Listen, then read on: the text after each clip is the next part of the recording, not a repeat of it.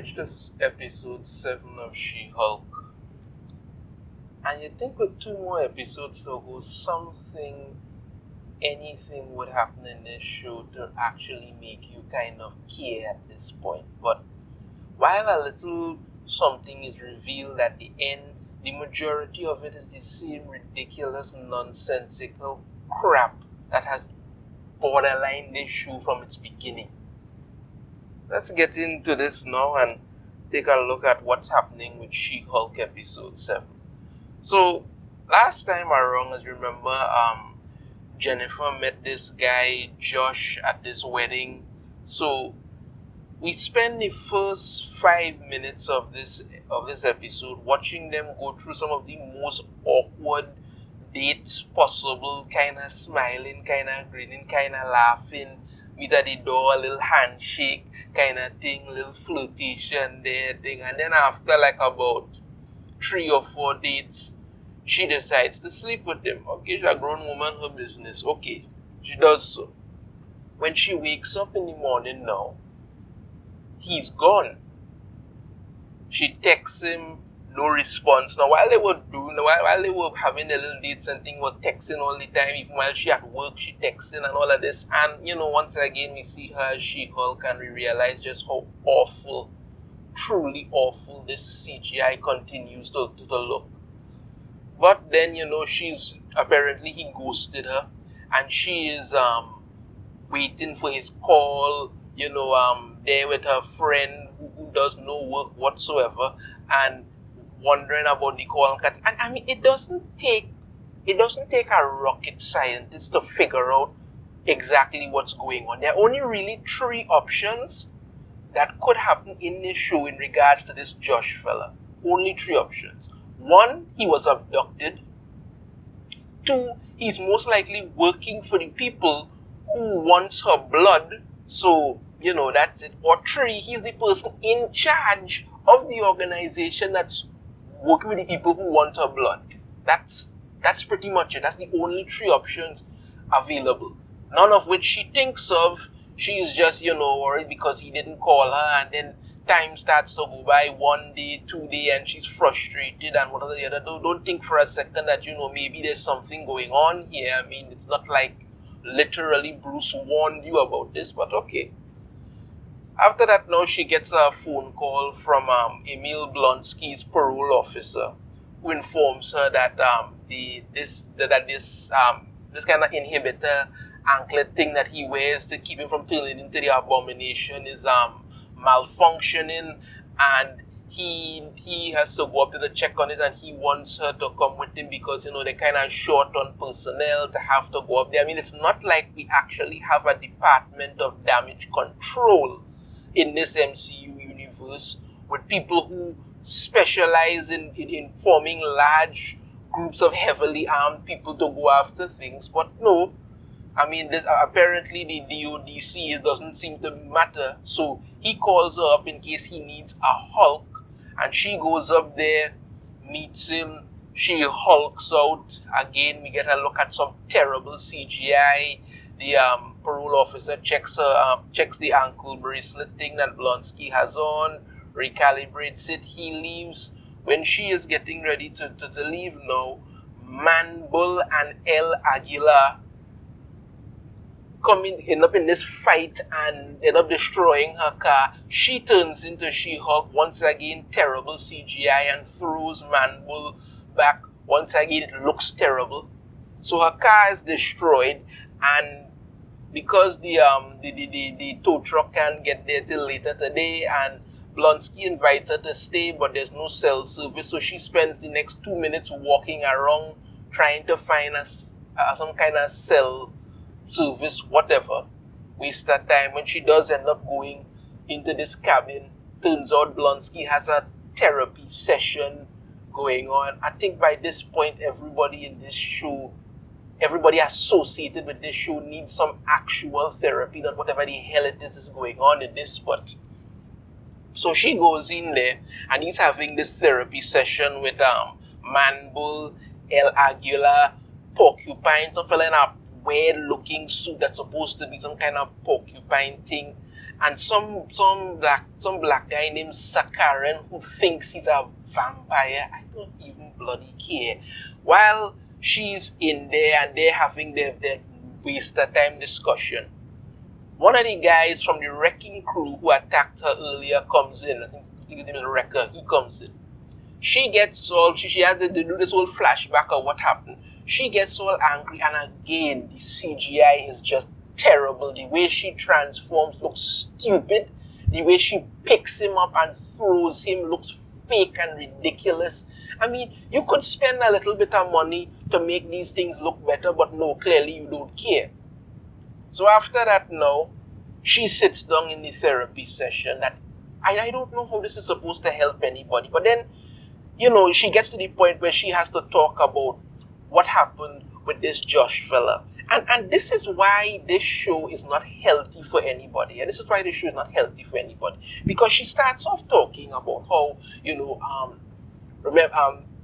like, have you ever had that friend in high school who was better looking than you and popular and athletic?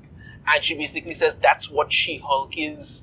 But nobody really ever sees Jen, and people only like She-Hulk. Even some guys like She-Hulk, but they don't come back.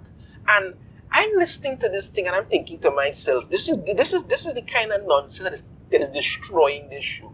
Because remember previously, she made a online dating profile for She-Hulk, hooked up with some doctor guy and actually slept with him because you were looking for sex. That's what you were looking for. And I stated previously about Lois and Clark, Superman and one of the other. Clark Kent, when he wakes up in the morning, Clark Kent is Superman. The identity that he puts on is Clark Kent. Superman is Superman, Clark Kent is Clark Kent. Now, Superman and Clark Kent liked Lois Lane. A lot of people who like Superman, a lot of women who love Superman would love to meet him, okay. But he liked Lois Lane and she liked Superman. But he knew that she would only ever be with part of who he is, and he wanted her to love him for who he is, as both Clark Kent and Superman. And he waited until she fell in love with Clark Kent, and then the two halves became one and whatnot. But these are the lessons they don't teach you in these shows anymore. It's not about accepting who you are. You are She-Hulk now. You are Jennifer Walters. Just because you transform into how you look doesn't mean you change who you are. Yes, Jennifer Walters is an annoying pain in the neck, but that doesn't change who you are. What this show has consistently done, though, is go out of its way to body shame Jennifer Walters, bring her down, throw her down, and when you try to elevate She-Hulk, you make it look worse. You don't blend the character into getting something. You see, it can't work like what happened with Bruce. Because in the first episode, she was going on about how, she knows how to control her anger because she does it infinitely better than Bruce ever could. Let's take that for a second. Bruce Banner watched his father, Bruce Banner was abused by his father for years, watched his father beat his mother to death. He then ended up in a gamma explosion that literally brought a monster to life inside of him, spent years being hunted down for it. He even admitted, and even if you just take a look at what's happening in the MCU alone, he admitted in the first Avengers movie that he tried to off himself because he reached a pretty low point. That didn't work. He loved Black Widow. She ended up dying. He has had to live his entire life doing these things.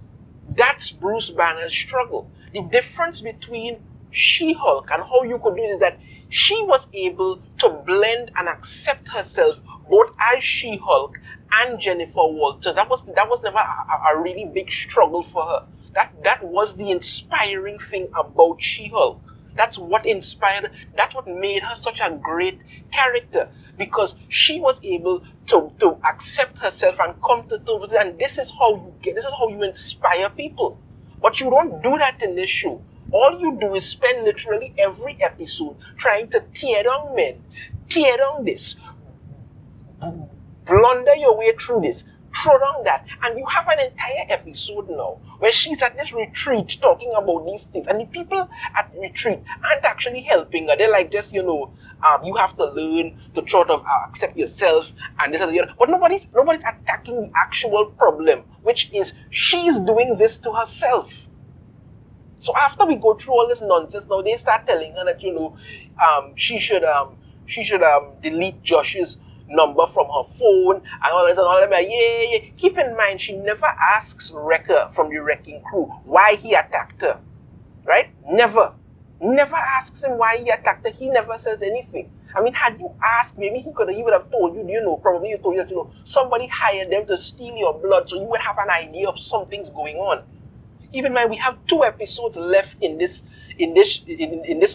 abysmal abomination of a show. And there's absolutely nothing going on to make you think anything's going to get better. All they're going to do the last episode is rush everything through. So after they go through that whole bonding crap that doesn't make any kind of sense whatsoever, she eventually gets her car towed, and she's going back there, and they're playing some god-awful song for whatever reason. So then we take a look 3 days earlier, when Jennifer and Josh slept together. While she's sleeping, he gets up in the middle of the night, clones her cell phone, and apparently stole a sample of her blood. How does that work? I don't know, because I'm guessing even if she's asleep, she would feel somebody sticking a needle into her. Unless he stole it some other way. I don't want to be, that person, but I mean, there's only really two other ways you could steal blood from somebody. I'm not going to say anything, I'm just saying.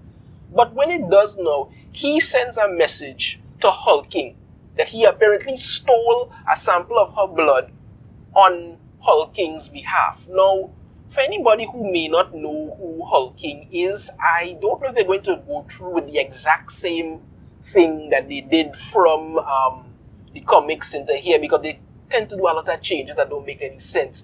Hulking is basically a half Kree, half Skrull hybrid. That was, I think he's, basically between Captain Marvel, the original Captain Marvel, not the one that they have, the original Captain Marvel, and the Skrull Empress daughter or something. So they had a child together, and just a half, so they sent him back to Earth. The only thing that really tried to big up Hulking was apparently he and Wiccan in some relationship. So, they gay and they put that out there, one than the other. But I doubt they're going to go down that road with this thing. But whatever it is going on, apparently he did it on behalf of Hulking. Clearly, that would have been something to get into before all of this nonsense happened. I could have told you something was going on there, but no. Once again, this episode just wastes people's time, poisoning the well of water that is already poisoned. Bottom line, I would give this episode of She-Hulk another 1 out of 5. And it only gets a 1 because at the end they had a little conspiracy thing with Josh and Hulking. That's about it. Everything else in this episode is a waste of time. She goes to this retreat for no actual reason. At no point in this show does she actually need to do anything with it. You're just constantly putting yourself in situations to make it worse, and you don't seem to care. And that's what keeps happening with this show. It just keeps veering off course and getting worse. 2 episodes left. Still no Daredevil. Might come in next episode, might come in episode after that. Nobody really cares at this point. But this show continues to be a disappointment, and that's it. Let me know your thoughts in the comments. If you have a different opinion, I'd love to hear it. If you like the video, be sure to hit that thumbs up. Subscribe if you haven't already. Ring the notification bell. Be notified every time I put out a new video. And I shall see you all next time. Take care.